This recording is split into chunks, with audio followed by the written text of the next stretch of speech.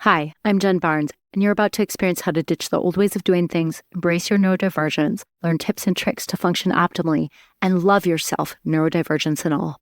Welcome to the Self-Loved Woman podcast. Hey, it's Jen. I'm so glad you're here. Today, we're going to unpack what I see in my experience as the biggest obstacle ADHD women entrepreneurs face. And it's probably not what you think. It actually isn't even in the DSM as part of ADHD. So we're going to unpack this today. So if you're wondering what's keeping you stuck and you just can't figure it out, this episode is for you. All right. So you've heard me talk about topics like this before, but today I really want to unpack what I see going on. And I want to share a little bit about how I got there before I reveal what it is I see. Because I see a lot of ADHD women entrepreneurs, and this was me at one point too, really struggling to, do the things they need to do and to grow their business, to bring clients in, struggling to put themselves out there. And it's like I had all these amazing tools and strategies. It wasn't that they lacked tools and strategies. It's just there was something else going on. And I'm pretty clear on what that is, and I want to share that today. Plus, I have a special opportunity at the end of our show today, so make sure you stay tuned. I got here because I had a client who had complex PTSD, and she also thought she had ADHD. Now, as a trauma therapist, we have been warned to be very cautious about diagnosing other things, including ADHD, especially ADHD, because of the crossover of symptoms when people have a trauma history. That can also be true of things like bipolar disorder or autism, because a lot of times people can end up misdiagnosed. And I'm sure some therapists aren't as cautious, but as a trauma therapist, we tend to be cautious. But I want to say that I was being overly cautious because I missed this woman's ADHD. And what made me miss it is that a lot of the things she was displaying was congruent with PTSD. And then she was talking about, this was years ago now, but she was talking about this thing that she called RSD, rejection sensitive dysphoria, which isn't even in the DSM, the Diagnostic and Statistical Manual that clinicians use to diagnose people, which I only use now as a way to be able to bill insurance, because quite frankly, the DSM was normed off of, cisgendered white men. So it doesn't really take females into account and what those things look like in us. So I don't find it particularly useful because I only work with women. And so, but the DSM, that's what it is. If you hear me talking about it, is a manual with all the mental health diagnoses or things that are classified as mental health diagnoses. It's far from perfect. In 1980, homosexuality was in there. So like just to share, like it's not the best. It grows and evolves, in my opinion, much too slowly, especially because we're still going off of things that are only based on cisgendered white men, when at least half the population, or probably more than half the population, is not that. So anyway, when she told me about this thing, RSD, this was like a long time ago, I was like, that's not in the DSM. What is she even talking about? Which I didn't deny her symptoms, because like when someone comes to me and they're like, this is what I'm experiencing, I'm not like, nope, that's not ADHD, because like I just don't find that useful to deny people's experiences. I don't want to be a gaslighter as a therapist. But I was hesitant to consider that she had ADHD because I didn't want her to be misdiagnosed, given that she had complex trauma. And then RSD popped up everywhere, like on social media. And I'm like, what is this? What's this about? And it really got me to take a look at what ADHD looks like in people, in the clients I knew that had it, and in me, and then also with the women I now work with in my business.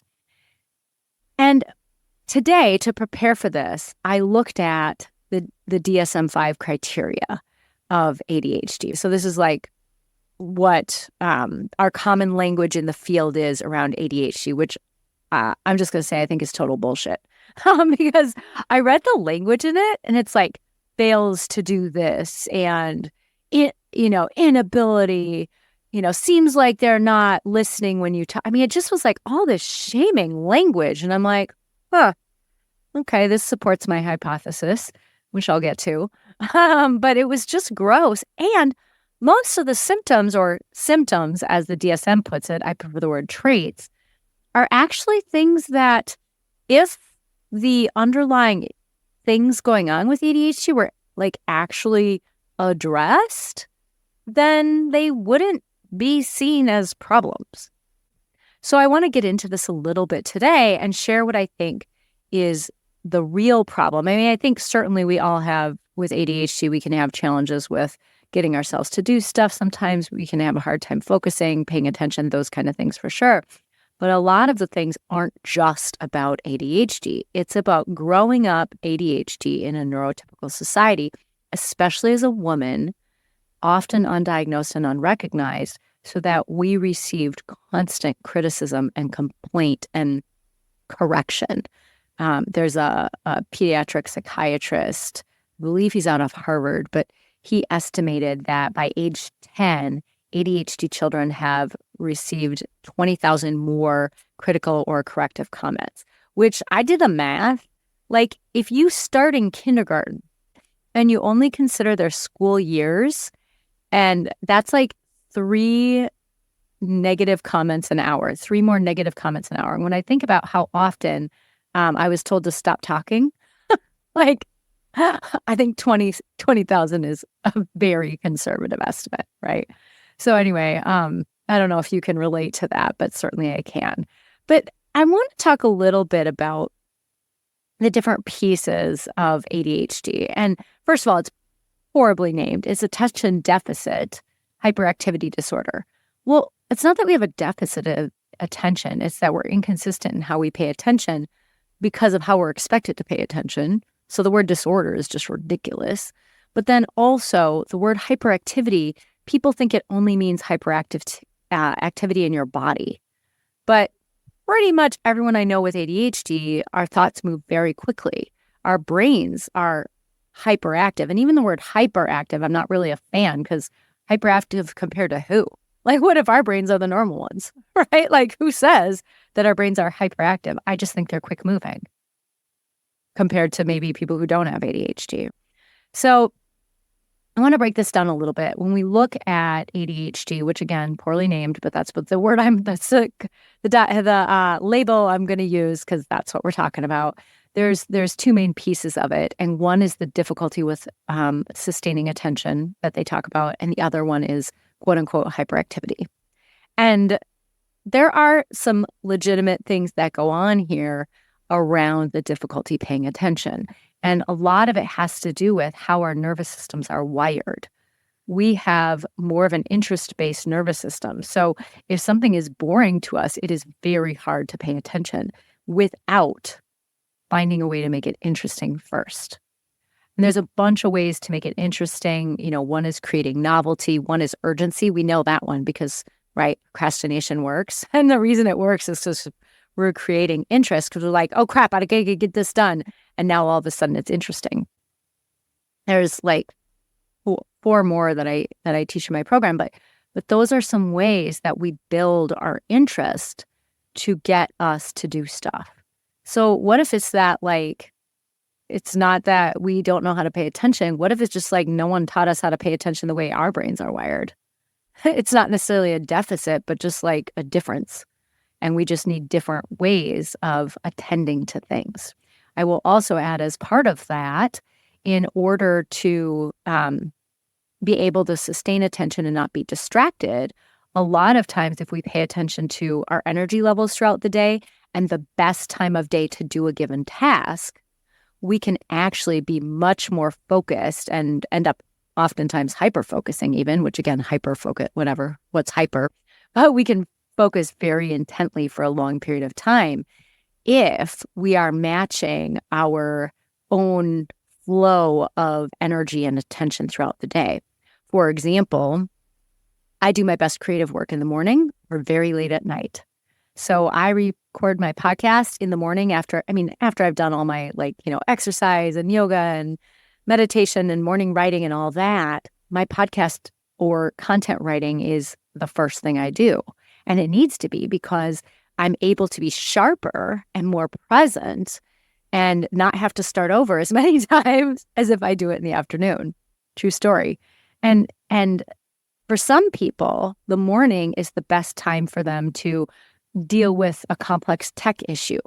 I can't do that in the morning. That stress, it makes my whole day suck. It stresses me out, even though like my minor's in computer science in my undergrad degree, so I'm not like afraid of technology. But for some reason in the morning, if something isn't working, that is not a way I can start out my morning. And you might be the opposite. And so part of the way we get ourselves to pay attention is we shift how we do it. So maybe it isn't a deficit, it's just a difference. We just need to pay attention differently. But no one in the world knew to tell us this when we were growing up. So we were thought to believe that we were disordered. And maybe back then, most of us weren't even diagnosed. So we were just taught to believe we didn't have our shit together. We were shamed and whatever. I mean, I went to Catholic school, so the shame there was thick, Or some of us, if you're in my boat, you masked the heck out of yourself so that you could avoid all of that or avoid getting in trouble. But I mean, let's be honest, we were kids, so we can only mask so much. So I would often get in trouble for talking too much. And, I get it. Like, we're not supposed to interrupt the teacher or be talking during class. At the same time, what if classrooms are just not like created in ways that work for ADHD kids? They certainly don't work for people of color. That was something that when I was in the Rochester Public School District in Minnesota, we noticed that there was a disproportionate number. It was back in the early aughts, but there was a disproportionate number of Black students not graduating or being classified as having an emotional behavioral disorder. So they were in special ed because they were quote unquote acting out and things like that. And the reality was when we looked at our school system, because we brought an expert in to work on being anti-racist and considering our policies, was that we were not teaching in ways, and teachers were awesome, by the way. I'm not ripping down any teachers. Teachers were awesome, but teachers were teaching the ways they were taught, which was not in a way that Black culture necessarily interacts with each other. So anyway, that was a little tangent, but also the way teachers were taught to teach was not how people with ADHD learn, for sure. I mean, I could force myself to learn, but a lot of times I had to do a lot of homework so that I could make sure I understood everything. And when you think about it, I mean, this podcast isn't about the education system, but this education system was designed when the Industrial Revolution happened. So it was basically to make kids grow up to be obedient, compliant adults so they could work in factories, not be curious, not ask questions, not speak up or any of that stuff. So, I mean, it makes sense that was what our school systems were designed to do back then. I mean, I think it's cruel and not okay, but that was kind of the deal.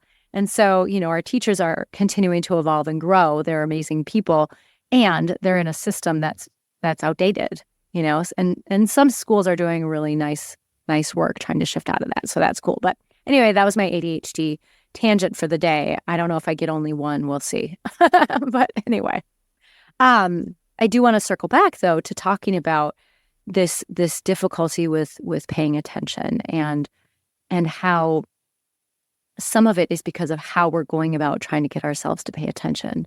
That it's not that we're dysfunctional or disordered. It's just that our brains focus differently.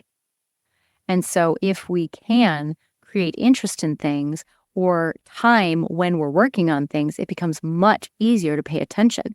It also becomes much easier to motivate ourselves to do stuff and to follow through on a task.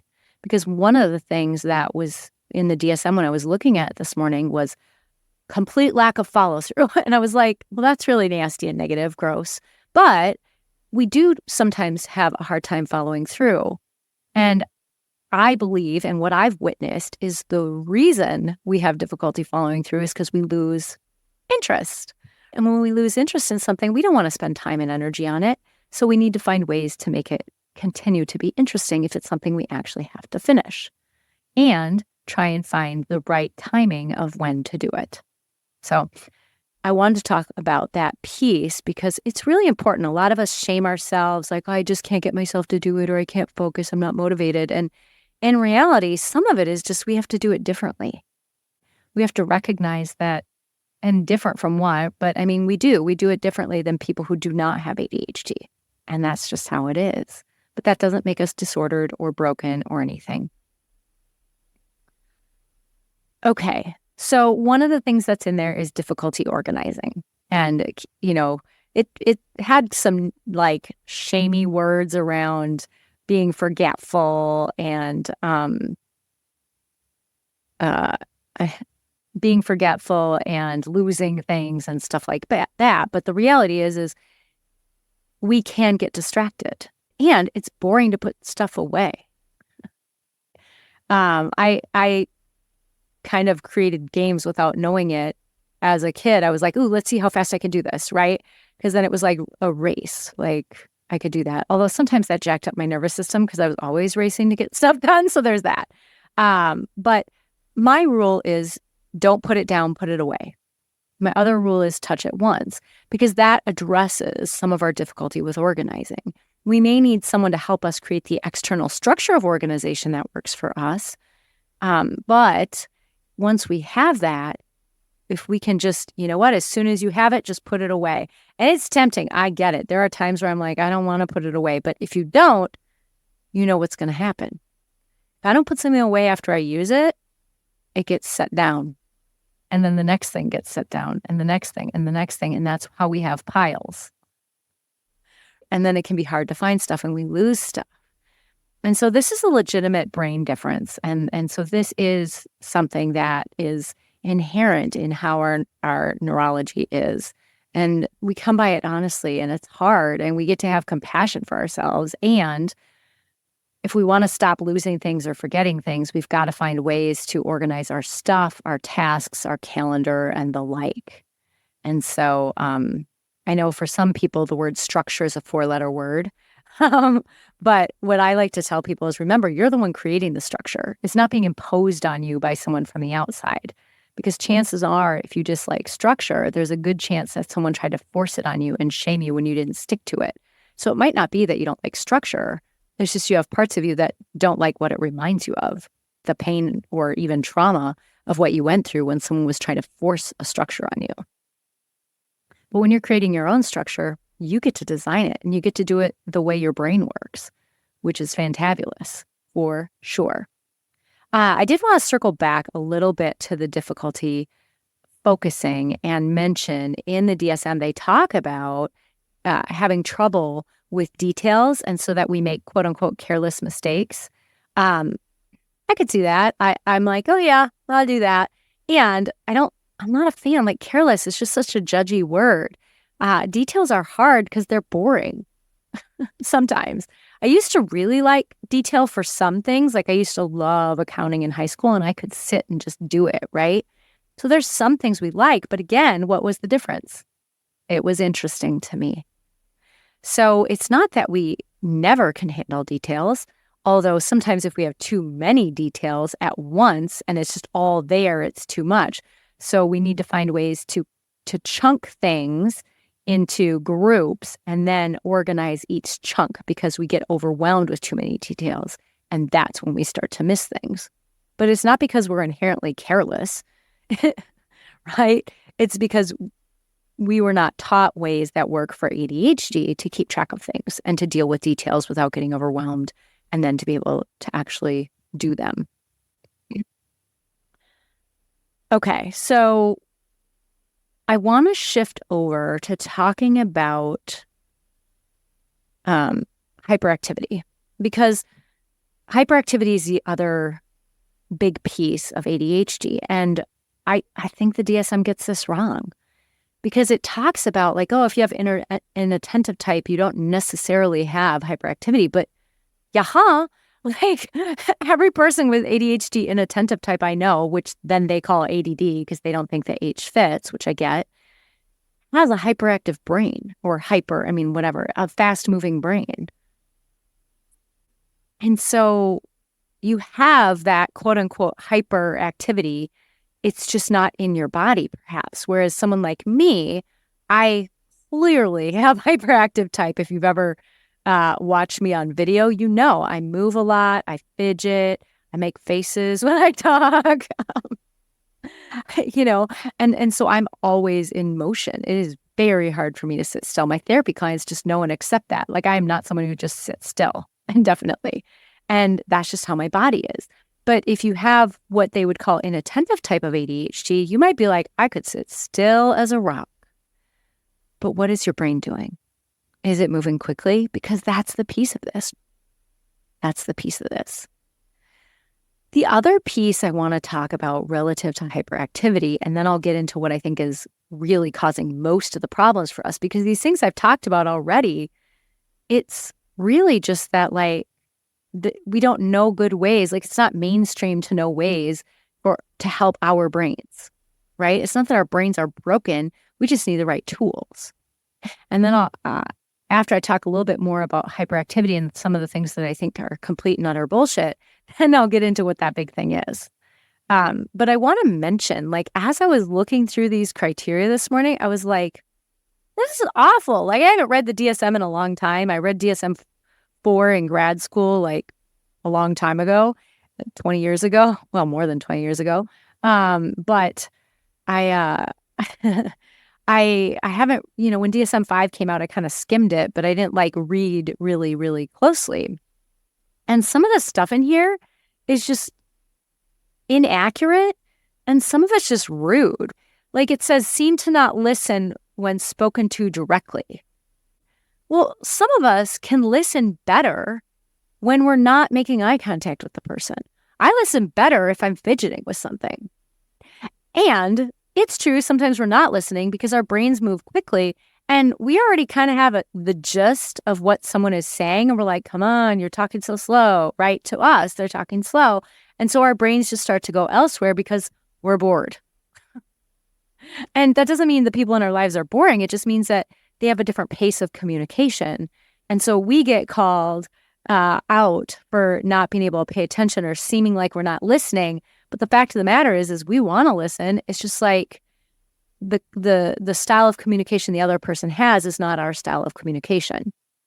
That doesn't mean that we're the defective one, by the way. So one of the things it says, too, is that we're always on the go as if driven by a motor. And again, that's the physical hyperactivity. But, like, why is that bad? Why is it bad or, quote unquote, disordered or wrong for us to be moving quickly? I mean, certainly if we're emotionally dysregulated and chronically stressing out our body, that's a different story. But if we're just moving quickly because that's the pace at which our brain goes, maybe that's just the pace at which our brain goes. And it doesn't mean that we're like, it's like should be a symptom of a disorder, but just rather a trait of our brains being the way they are. Another thing that is in the DSM is talking excessively, blurting out, interrupting, difficulty taking turns, intruding on other people's conversations or games or whatever. And first of all, the language in there is just downright judgy and offensive. It's just unacceptable to me. And it doesn't recognize the fact that we have a different communicational style. And it doesn't mean that we're the ones who are wrong because it's different from neurotypical people. It's just different. We like to speak quickly. A lot of us tend to talk almost like a circle, but like a circular ping pong match where we're bouncing balls back and forth, but like at high speed because our brains move very quickly. And that's just how we do it. And when someone's talking, we think of something, we say it. And never once have I thought someone with ADHD, when they interrupted me like that, which really isn't an interruption, that's not the word I want to use, but when they speak while I'm speaking, I'm not like, you interrupted me. It's more like, oh yeah, they're adding to the conversation. We're connecting because I'm hearing what's coming up for them as I talk. Whereas if I'm talking to someone who's neurotypical, I have no idea what they're even thinking. You know, in the middle of it. Sometimes it can be really hard. I can look at their facial cues, and sometimes that can help me, but sometimes it doesn't. And so a lot of the way that we talk is different than people who don't have ADHD, but that doesn't mean we're the ones who are disordered. The problem is if we choose to work with people who are neurotypical, which is probably going to happen in some capacity, then when we're interacting with them, we can keep our conversational style. However, they will probably see us as rude. And if we're okay with that, if they may be someone who's just like, oh, that's just who Jen is or how Jen is. She's not bad. She has compassion in her heart, whatever, then that's fine. But some people might not want to work with us if we're not masking. And that might be okay. It's just something to keep in mind. Like when we are talking with neurotypical folks, they may get offended if we are talking in our ADHD conversational style. But again, I don't think that makes us disordered. I just think they don't understand us because really there's not a lot of data out there about it. Okay, so I broke down the diagnosis of ADHD. I told you about the problems I have with it. I don't even like the word diagnosis because quite frankly, I see ADHD as a brain difference, as a neurodivergence, and it's just how our brains are wired. This is just how we show up in the world. And when we are taught skills or we learn ways to interact with the world, other people, and what we have to do in ways that suit us, we have a lot less problems. But there's one problem that most of us have that doesn't help. And this is the thing that I see most ADHD women getting tripped up on. And it's trauma. And if you don't like the word trauma because it feels dramatic, which I'll talk about in a minute, you can consider woundedness as an option for you, or unresolved pain. Because the fact of the matter is, if you grew up with ADHD, knowing it or not, in our society, chances are you were subjected to way more than other kids. Shame, criticism, correction, constantly being told you're doing it wrong, or you need to do it differently, or to stop talking, or stop interrupting, or, I masked a lot, so I didn't get a lot of those messages, but I was terrified of being in trouble with the nuns because I saw what happened to the other kids who seemed to have the things I had, and they got in a lot of trouble. And I was like, nope. So I masked, but that was traumatizing too, because I didn't really know who I was. It took me well into my 30s before I even had a super clear idea of who I was. I mean, a lot of people take throughout their 20s, but I was like moving into my later 30s as I was getting clear on that, because it took so long to really hear my voice over and above the parts of me that were compliant and trying to get along and not be in trouble. I had to get to a place where I just was like, that can't be my business if someone doesn't like me. Like, it just can't be my business. I'm not outwardly an asshole to people on purpose, but I'm like, I'm going to be me with my, in alignment with my values and my integrity. And if someone doesn't like that, then I'm not going to pretend to not be who I am, which includes my ADHD brain, right? But a lot of us struggled in one way or another at some point in our life, and probably were given a diagnosis of anxiety or depression, maybe both, because perhaps we didn't know we had ADHD. And part of the reason I think there's such a huge overlap between ADHD and trauma is because, I don't know, y'all, everyone I know who has ADHD, I shouldn't say everyone, that's an absolute, but most of the people I know who have ADHD also have symptoms of trauma. They may not qualify fully for the diagnosis of PTSD, although many do, but it's definitely there.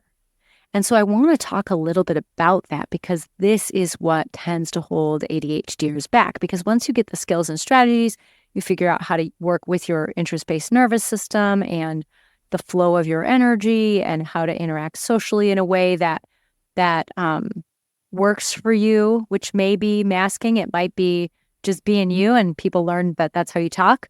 But once you figure out that, that's more the stuff that's inherent in our ADHD. Oh yeah, organization too. But this stuff actually takes deeper healing, because these wounds are still stuck in the body. If you've ever read The Body Keeps the Score by Bessel van der Kolk, or anything by Gabor Mate, like When the Body Says No, it might be Gabor Mate. People say his name differently. I'm never sure which one is correct. But if you ever read either their books or listened to either of them speak, they both talk about how our bodies carry trauma. So the things that have happened to us is stuck in our bodies.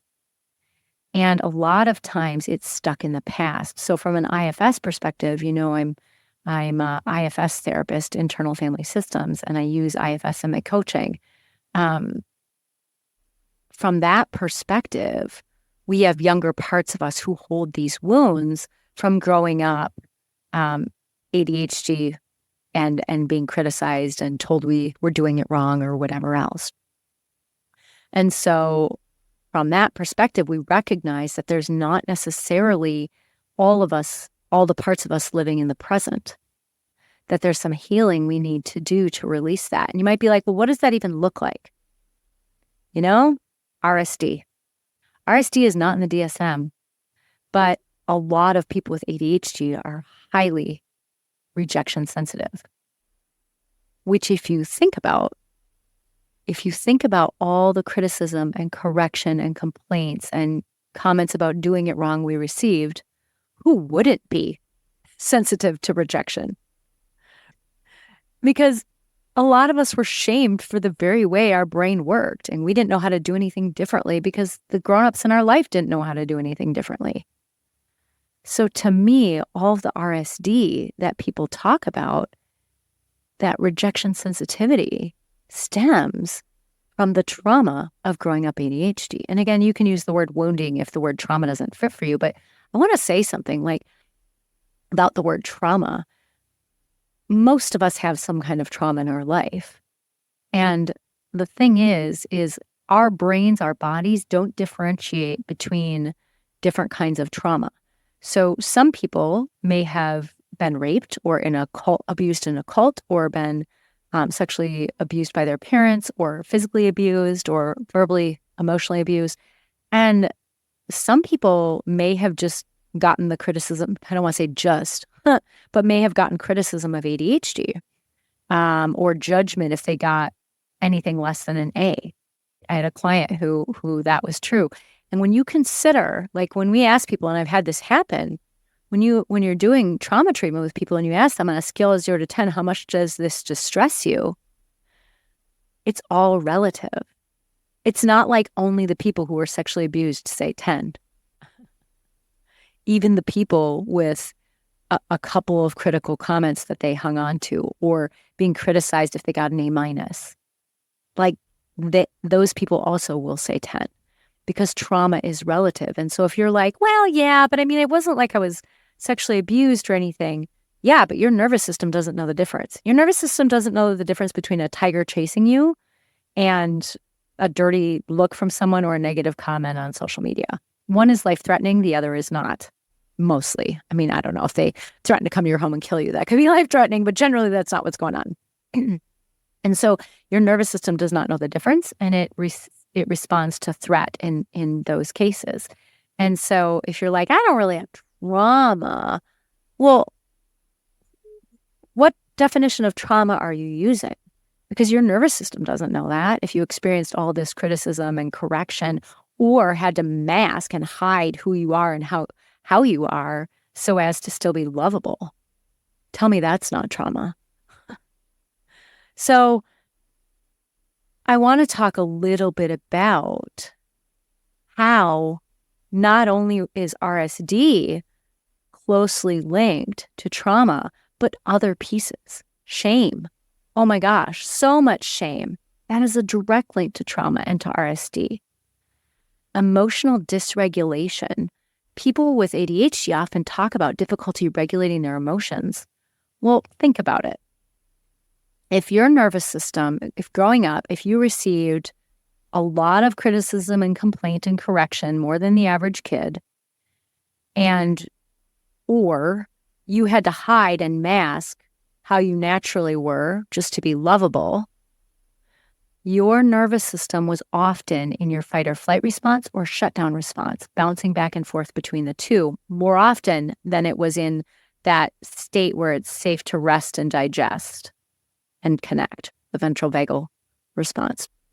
So if you're more often in your protective responses of fight or flight, or shutdown or bouncing back and forth between the two, you're going to be emotionally dysregulated because your nervous system is going to perceive threat where maybe there isn't any, right? I think no one likes it when their boss calls them into their office without a reason, but people who have trauma, and this is ADHD or not, when their boss calls them into their office, they're like, oh my God, I'm fired.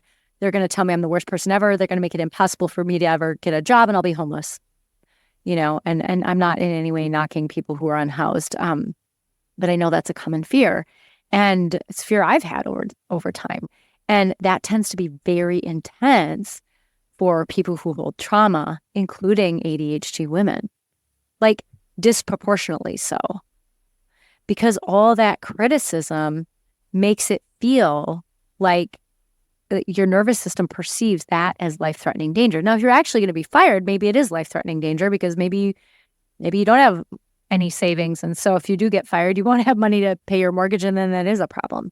But generally speaking, your boss asking you to her office is not necessarily going to fire you. They might be like, you're doing a good job. We're giving you a raise. It's just hard for ADHD women to believe that because very rarely have we been told, you're doing a good job. You deserve a raise, or, wow, you're doing great. Keep up the good work, unless we were masking. And so our nervous systems often perceive threat, life-threatening threat, where there isn't any. And so that has us on edge. It has us probably fidgeting more than we would otherwise, but also has us emotionally dysregulated because we're just always like in fear.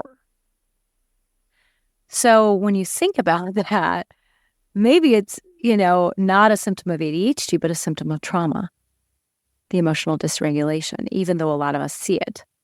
One of the things I was thinking about when I was reading the DSM, and I think the age is 12 now, it used to be 7, but you used to have to have the symptoms listed in DSM before age like 7. I think it's 12 now. But like most of us didn't have this dysregulation, the RSD, when we were really young kids. That developed over time from the constant correction and criticism. And it just got more intense, especially, I was lucky. I had a really loving and supportive mom who, she didn't know I had ADHD, but she just knew this was how I was and she worked with it. And there were still moments maybe where I got some extra criticism, but most of the time she was just like, that's just Jen. And I know I was really fortunate, but not everyone was. Not everyone was. And so that can have a huge impact on our ability to emotionally regulate and handle our big feelings. Because if you think about, like, I like to talk about a tub of resilience. So if you think about like a tub of resilience, and everyone's tub of resilience is bigger. Some people have like a teaspoon, and some people have like a big freaking ocean-sized bathtub of how much we can tolerate.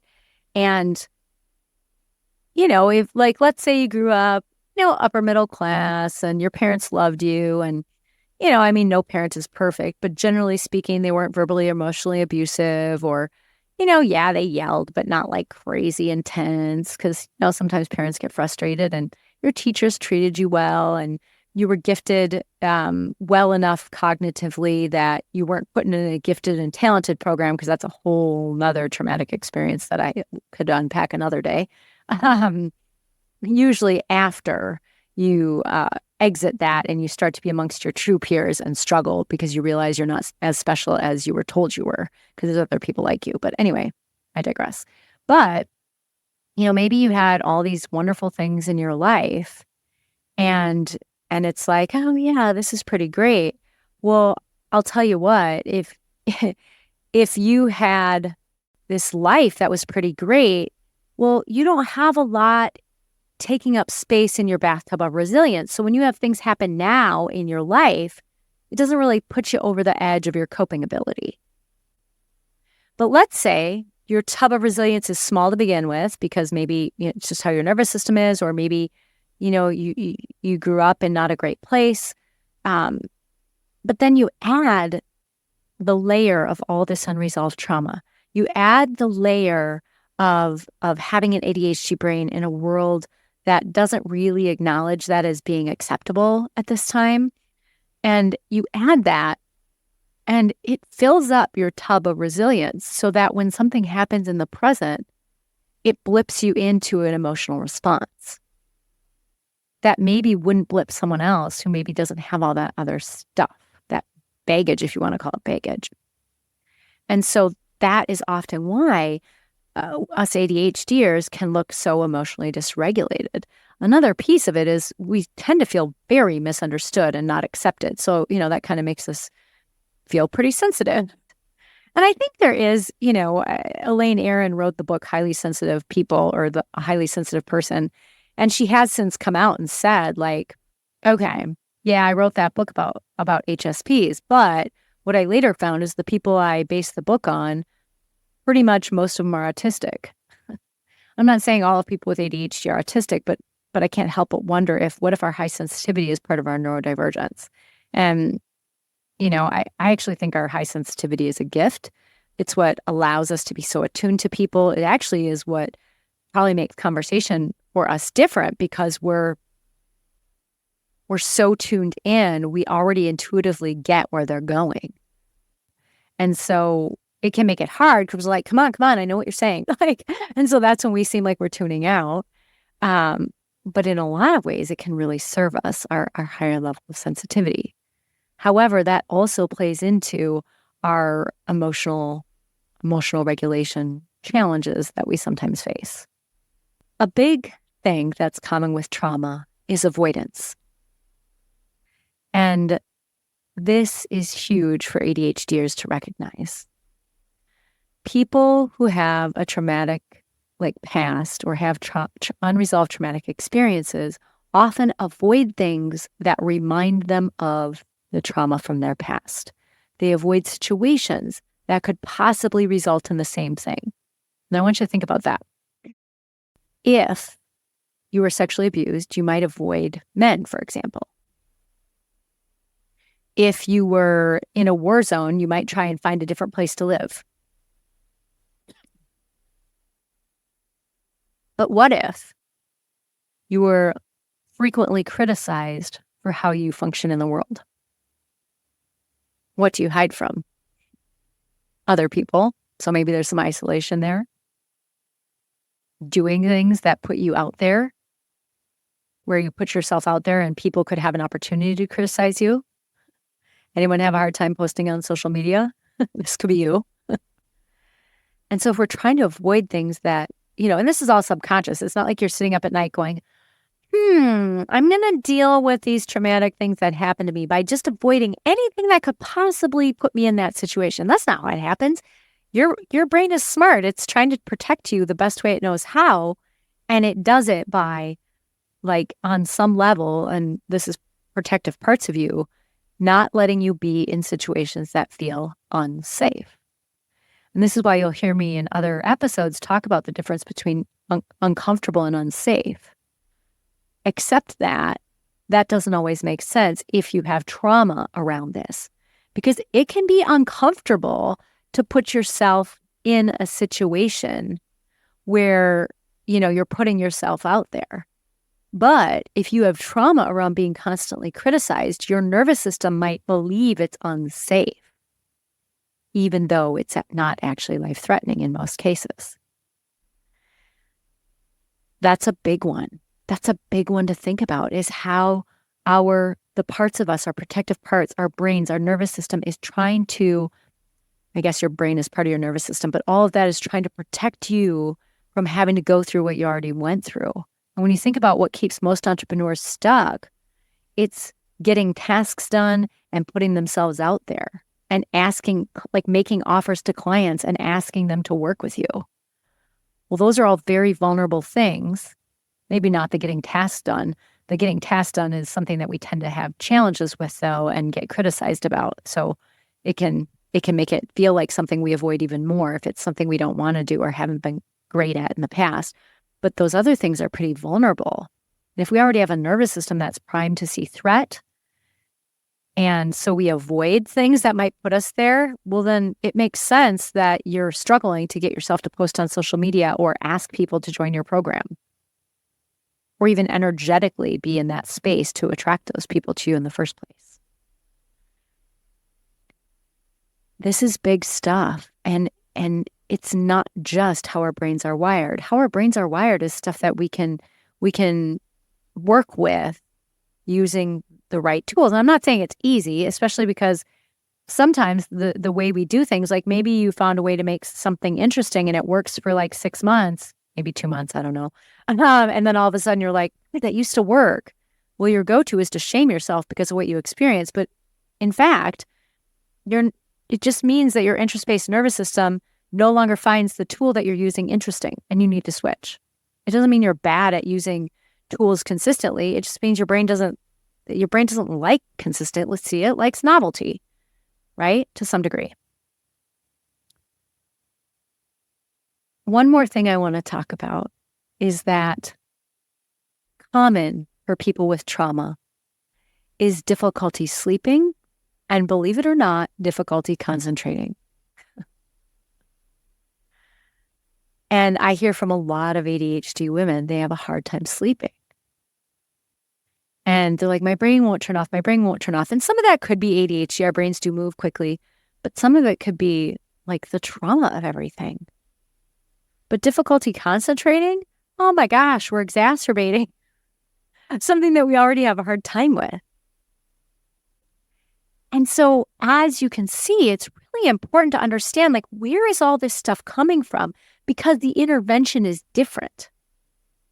To address difficulty with organizing things, maybe we just do it differently. I don't know. Maybe the piles work for you. The piles do not work for me. I lose stuff and I can't find stuff in a timely manner and then I get frustrated. So the piles don't work for me. I need to have things organized, right?